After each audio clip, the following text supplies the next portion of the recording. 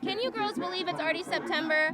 Well, Mother Nature blessed us with some perfect football weather, and we are kicking off week 2. The Gridiron crew spread out all over Southeast Ohio to bring you the best matchups of this Friday night, and I hope you're ready for some highlights, because it's all coming up next on Gridiron Glory! Gridiron Glory!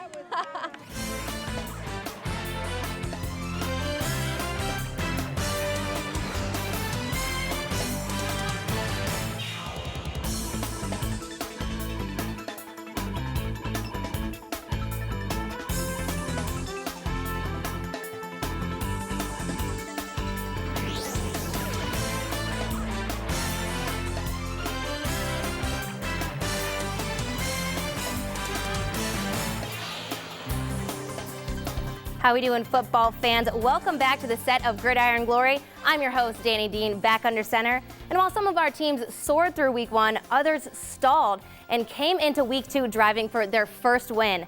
Tonight, we are breaking down 2 TVC Hocking face-offs, an MVL game that pitted the underdogs against the top dogs, a TVC Ohio team working to repeat a record-breaking season, and a team from our Columbus coverage that traveled to Pomeroy.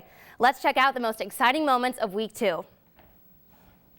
Last week, the Morgan Raiders put a whopping 48 points against Marietta. This week, they have to face a tough Tri-Valley defense. MVL reporter Megan Stanford joins me now. And Megan, were the Raiders able to produce the same amount of offense this week against such a strong Scotty team?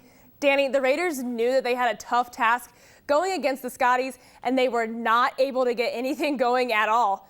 Things went wrong pretty early for Morgan tonight, and they were not able to recover.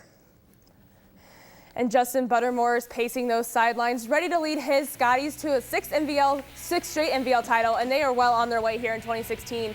And this punt goes over the head of the Morgan Raiders after their first possession. Instead of kicking it, he decides to run it, and that gives Tri-Valley great field position. And on that next play, they take it right into the end zone, and that's Cody Collins there, putting his team up 7-0 early on, and his team's giving him some love for that cushion early in the first. And after forcing Morgan to 3-and-out again, Tri-Valley has the ball back, and they waste no time going down the field. That's a 30-yard reception there to set up this play. Later on in that drive, yet again, Cody Collins just sneaking in there.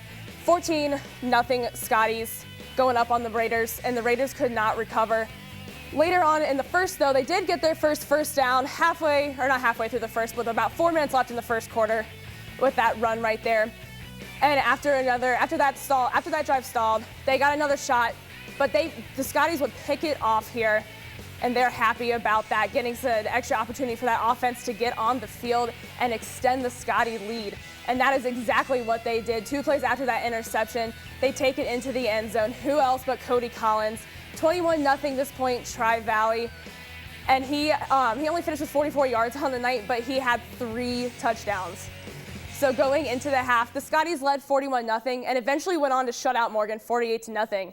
And this game did not start well for Morgan with their 3-and-out and that botched punt, and they were not able to recover from that bad momentum.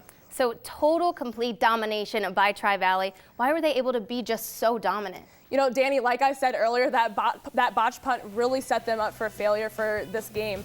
Since Morgan decided not to punt the ball and they ran out of bounds with it, Tri-Valley started with great field possession, and they wasted no time going up on the Raiders.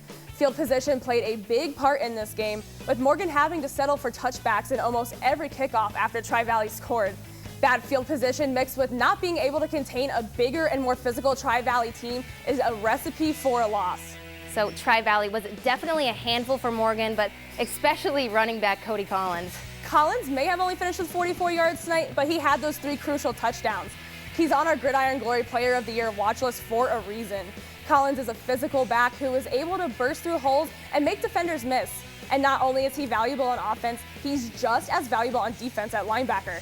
He's there and fills in the holes in the backfield and rarely misses a tackle.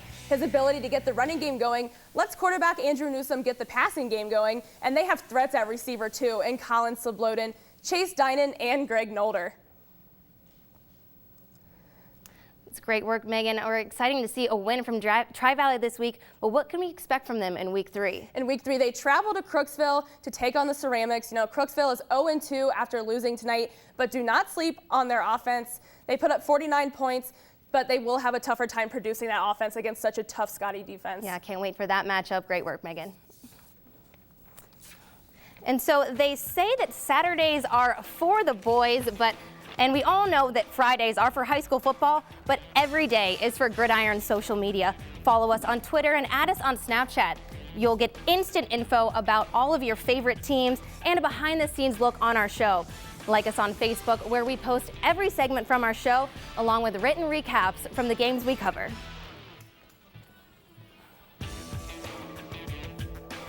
South Gallia and Federal Hocking suffered opening losses, and the rest of the Hocking didn't fare much better. Russ Heltman went out to Federal Hocking, and Russ, were either of the teams able to bounce back tonight?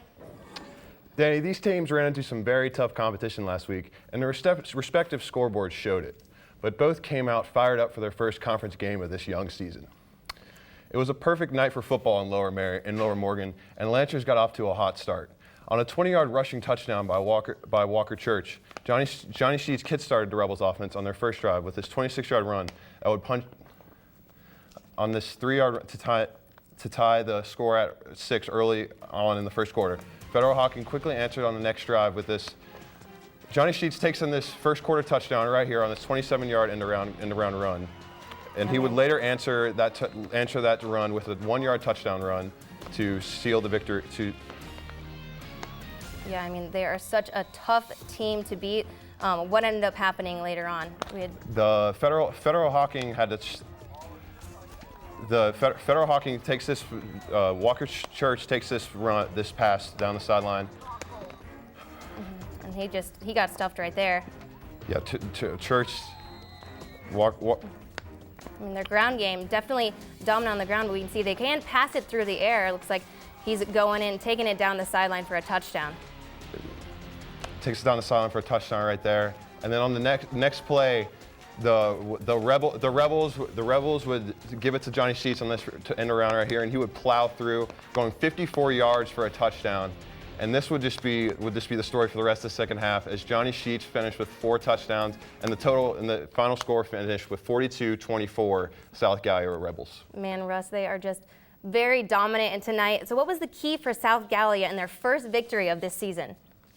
Danny, the Rebels are one of the only option teams in this conference, and they put on a clinic in this one. South Gallia ran on the Lancer defense at will, keeping their defenders guessing as to who was taking carries, and all but abandoning the passing game after an early interception by the Lancers. The Lancers held strong against the rushing onslaught all the way until the third quarter, but they were worn down to stop the attack. And what kind of performance did the Rebels get from Johnny Sheets tonight? Sheets was a monster tonight, Danny. He ran all over the Lancer defense for touchdowns, going for 64 yards, 22 yards, and he even threw in a punch-in score to hit all his marks. The man was an absolute beast tonight, shaking off defenders at will. Well, who carried the weight on the offensive side of the ball for Federal Hocking, Russ? Well, Danny, the weight on the offensive side of the ball fell to quarterback Dylan Wolfung and his go-to running back / wide receiver Walker Church. The two combined the two hooked up for multiple passes, and Church had 2 touchdowns himself, rushing for 59 yards. Definitely a great night for Church, and great night for you, Russ. Thank you so much. And every week we try to pack as much action possible into our show, but sometimes you need more than 30 minutes. Lucky for you, we have you covered beyond our show online at woub.org. If you want more on South Gallia's first win of the season, you can head to our website. We have recaps of your favorite teams, and we don't stop working on Friday night. Throughout the week, you'll see game previews, predictions, power rankings, features, video chats, and more. And it's all online at woub.org/gridiron. River Valley is having a little deja vu as they prepare for Saturday. They're coming off week 1 win. With Gallia Academy next on the list, TVC Ohio reporter Megan Vanzo joins me to take a look at the weekend matchup. Danny, there are actually a lot of similarities between tomorrow and the first weekend of September a year ago. Gallia Academy is going in 0-1 both seasons because of a loss to the Meigs Marauders. In 2015, it was just 26-12, but Meigs walked all over them last week. The Blue Devils only generated 7 points compared to the Meigs 42. On the other side of the field, River Valley has had a stellar win under their belt both times, with at least a 24-point margin in the season opener. Not surprisingly, it was the Raiders who came out on top against Gallia last year. At the time, Coach Sparling was pleased with River Valley's very sound defensive performance that early in the season, and Coach told me that he hopes for a very similar occurrence this week. So clearly Gallia has a long list of things that they need to work on compared to their game last season and their game last week. If the Raiders come out quick, the Blue Devil defense needs to be ready to toughen up and get a stop early to make a statement. Limiting River Valley's passing game can only open up the window, limiting River Valley's passing game can open up a window to disrupt the plan and catch them off guard. However, Coach Sparling is looking to replicate the aggression they had last week against Eastern. Obviously, that win in week 1 is a great start, but it usually isn't the cleanest of wins. So the Raiders will use that to their advantage and learn from the mistakes. Watch for River Valley to be focused on penalties and capitalizing more on first down. I predict that the first quarter will be the indicator of the whole game. If the Raiders get a fast start, they should run away with it just like they did last week. But if Gallia stops them early, they have a real chance. Thanks a lot, Megan. And the TVC Ohio did not get a break tonight. Not one bit. We actually got to go out to more than one game in the TVC Ohio. Reporter Josh Gregory went out to 2 games. He started in Alexander and then made his way onto Vinton County. I sure did, Danny, and I got twice the amount of TVC Ohio action tonight. Let's rewind to last year. The Alexander Spartans lost their one and only season game to Chesapeake with a score of 9-3. But this year, big mistakes plagued the Spartans. Going into the second half, they were already down 27-7. The Chesapeake Panthers capitalized on huge plays like this 56-yard touchdown rush by Cecil Fletcher in the first play of the third quarter. That was the only play the Chesapeake offense played all quarter. The defense did a lot of the work in the later part of the game. Alexander did find some momentum in A.J. Marks. He scored Alexander's first 2 touchdowns, this one right here from 11 yards out, and was an all-around force to be reckoned with. But like I said, Danny, sloppy ball control really messed with the Spartans. Austin Browning takes advantage of the loose ball, scoops it up. He says, adios, muchacho, as he takes the ball 86 yards to the house, putting the Panthers up 40-13, and they will cruise by with a dominant 47-16 win tonight. Wow, turnovers, very costly for the Spartans. Was this also the case for Vinton County? The Vikings did not fare much better than the Spartans and against their opponents, the Piketon Red Streaks, and it was because of early turnovers. A fumble at the 2-yard line stopped any chance of an early Viking lead. The first drive, and it didn't get much better because Piketon's offense was able to capitalize on these mistakes, especially when it counted. Running back Travis Veach was crucial to the Red Streak offense, but they too found some first quarter jitters. The Vinton County defense played quite a game and stopped Piketon from ever running away with this one. Even though the defenses played about equally, Piketon's offense outclassed Vinton County's because the Vikings turned the ball over a lot. This fumble recovered by Che Burchett really gave the Red Streaks the extra momentum tonight. It solidified an early 12-0 lead to end the half. Vinton County definitely came to play in the second half, but fell 36-26 tonight, putting them at 0-2 this season. The turnovers in the red zone was their downfall tonight. They proved they can get into the red zone and be a dangerous team when they do. And if they keep it together and they can capitalize in the red zone, they may give Fairfield Union some trouble next week. And we'll see if they can hold on to the ball a little bit better. Thanks a lot, Josh. And we posted our first ever Gridiron Glory newsletter on our Facebook page to give you a sample of what will be dropped into your inbox if you subscribe. It includes a list of games we're heading to, where I'll be looking for the next fan of the week, conference standings, and the top highlight from one of Friday's games. This week is the only time the newsletter will be posted publicly, so make sure to subscribe. It only takes a quick email to gridiron@woub.org. Our online host, Eric 3, took to Twitter again to get opinions on who's the best running back in our coverage. Eric, why running backs? I'm so glad you asked me. Today is Hall of Fame running back Eric Dickerson's 56th birthday. One of the greatest running backs in NFL history, one of the greatest players in NFL history. His resume would have earned him a spot on any NFL team at the time. He was drafted 2nd overall in the 1983 draft, where he won the Rookie of the Year that year and the NFC Offensive Player of the Year.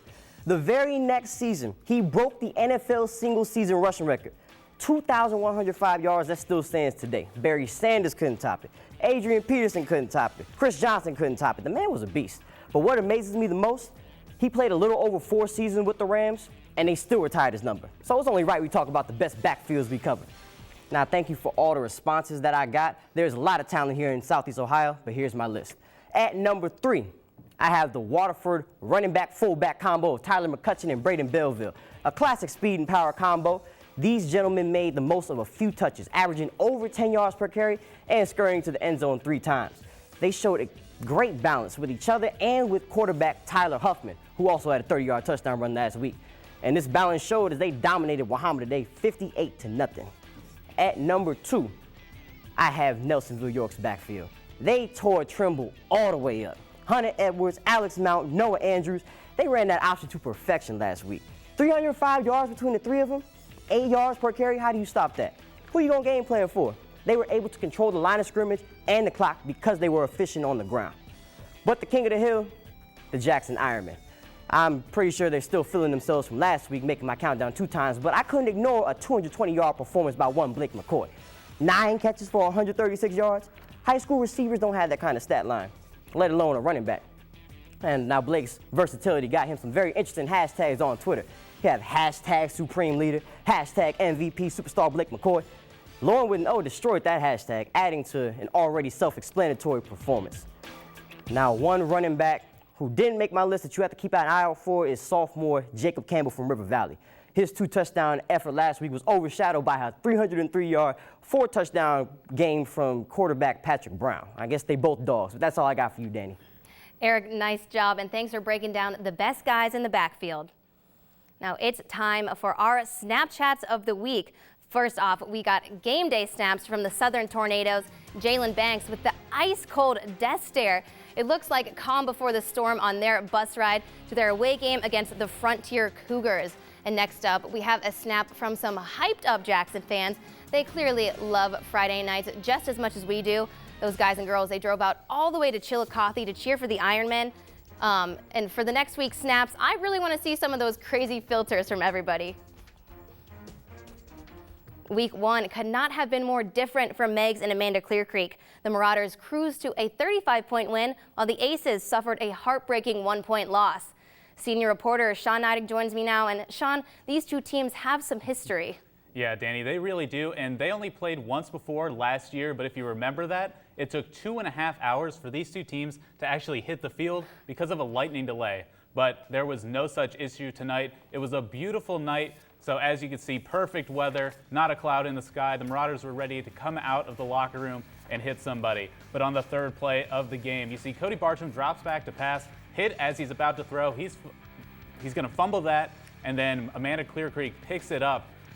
But you can see nothing came of that. But after another Bartram interception, Amanda Clear Creek, they're going to take this ball to Joey Drake. He takes it up the middle, spins out of that tackle into the end zone. 7-0 Aces early on in the second quarter. Braden Neff, he throws it out to the flat. Brock Schneider scampers down the sideline. He's going to take the Aces deep into Meigs territory. That sets up this R.J. Martin TD from only 1 yard out. You know, he was really close call, but they give it to him. Clear Creek up 14-0, and then on Meigs' next drive, here you're going to see Bartram go back. He connects with Tyler Garrettson, 11-yard touchdown. Marauders get it to a 1-score game, 14-7. So you can see Meigs, they went on to score another touchdown before the half, courtesy of a 10-yard Bartram pass to Zach Helton. So they went into halftime tied at 14. In the fourth quarter, though, Amanda Clear Creek scored the winning touchdown on a 15-yard rush to cap off a 60-yard drive and get them the win. Great end of that game, and the weather was perfect tonight, but the game was kind of different. It was a little sloppy. Yeah, last year sloppy because of the weather. This year, 4 turnovers, 1 that was overturned in the first half alone, not to mention flags for personal fouls, a face mask, and early on there were little scuffles, some fights early on. The coaches were all over the refs, but things settled down as the game went on, not so smooth, and especially from Cody Bartram to start off. But after the first few minutes, you really saw Bartram settle down, too. He did a really great job making adjustments, Danny. He had a fumble on the third play of the game, that early interception, and some runs that were stuffed right at the line of scrimmage, but a coach's son won't let that get him down. He responded with those 2 touchdown passes in the second quarter and kept the Marauders in the game. So Bartram really took his game to another level. We know football's a team game. What else kept Meigs in this game? You know, for a team with 3 turnovers, to go into the half tied at 14 is a real accomplishment. The Marauder D was on the field a lot, and after they settled in, it was really hard for the Aces to stay in rhythm. Other than a couple of missed plays here and there, Meigs was able to contain and wrap up. At one point during the game, Coach Bartram was screaming at his defense to bend but not break, and that's exactly what they did until the last couple of minutes. So as I said, 20-14 the final score. The Aces were able to avenge last year's loss. Amanda Clear Creek running back R.J. Martin, he was the hero tonight. That late TD in a solid game, 99 rushing yards, and not much going on through the air for the Aces. But when you get almost 200 team rushing yards, you don't really need to pass it a lot. And you saw Cody Bartram, 2 touchdown passes. He and his brother Zach connected 8 times. No luck finding the end zone. The Marauders will have another out-of-conference game next week against Logan, so they'll be looking to get back on track before heading into TVC Ohio play. We'll see if they can get back on track, and especially on the ground. Thanks a lot, Sean. And yeah, we go on air every Friday night, but that's not the only time you can catch us going live. Every week on the Thursday nights, we are coming to you on Facebook Live. Join us as we take on the many topics of high school football, and you can get involved in the conversation too. Have your comments ready because we'll take time to answer streaming questions from our viewers. In Gloucester, the town where they have the Keep Calm and Mohawk On logo. With that reputation, you better believe I had high expectations for Fan of the Week. The Trimble and Belpre fans came out with so much energy to support their teams. Thanks for a crazy Fan of the Week. I'm hanging out here with the Belpre's band, who's out here with their Eagle Pride, and they're going to try to teach me how to play their fight song, so let's give it a shot, right?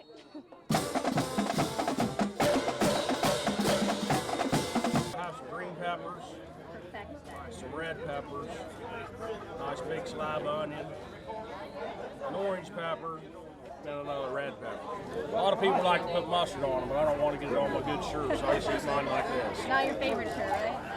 This is my Friday night shirt, Fouts' Law, Friday nights. That's what we do over here in Gloucester. Why do you love football, Sarah? Because it's awesome. You get to hit people without getting arrested. Without going to prison? Yeah.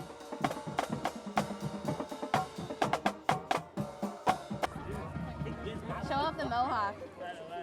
We met a lot of crazy fans out in Gloucester tonight, but I gotta say the one with the most Tomcat pride right here is Sarah. She also plays football, so she's just as tough as all the guys on the field. Congratulations, Sarah. You are Fan of the Week. Thanks again to all the fans for being so fun tonight, but let's get on to the reason they all gathered in Gloucester. Belpre flew into Tomcat territory to face off with Trimble.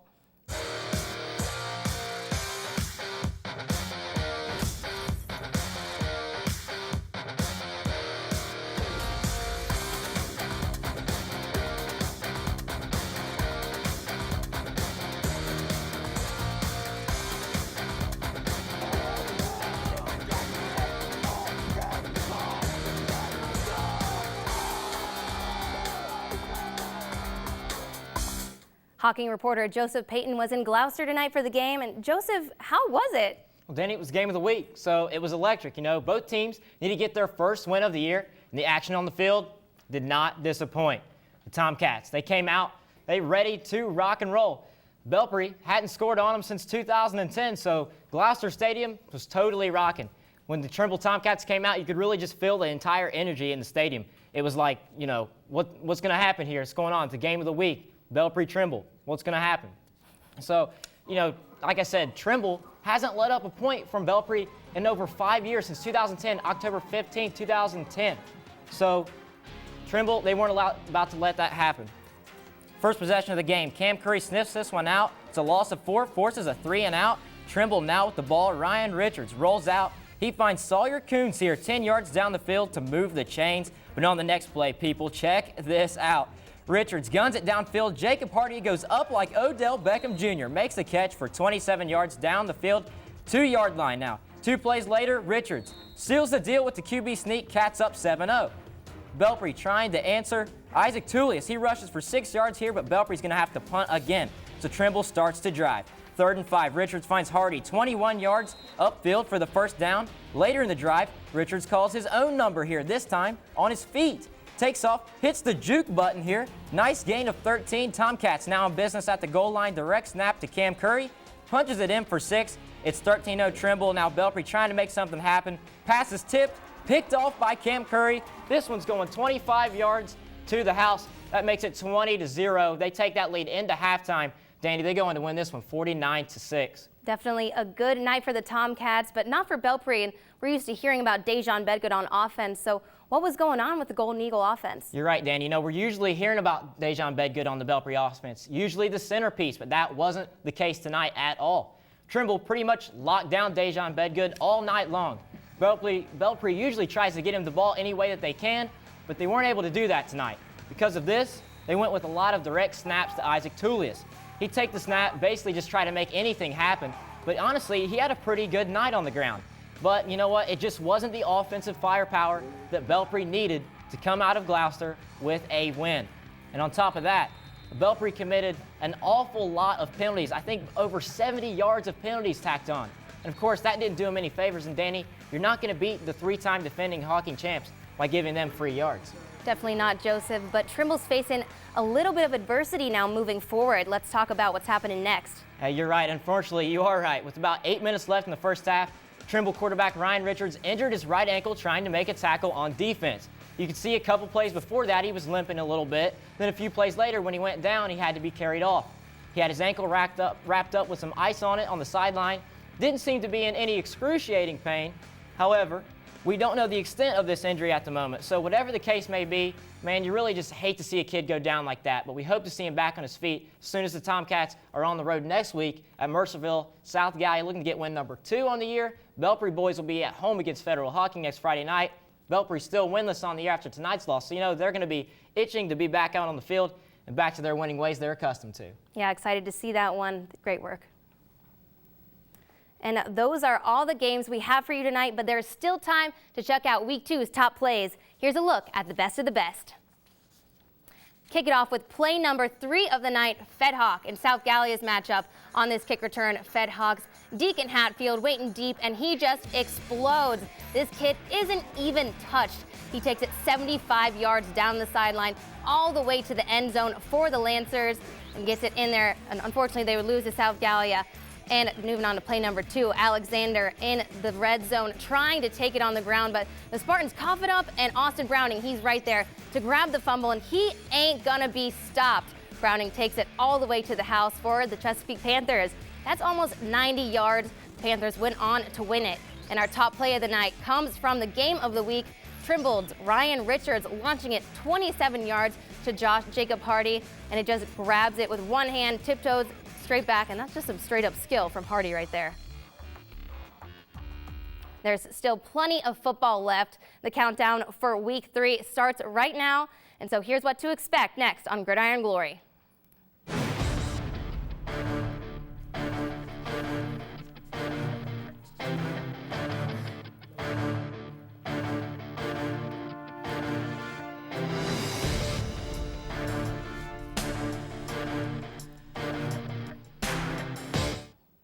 The season is still young, but starting off strong is key for teams that want to make deep runs.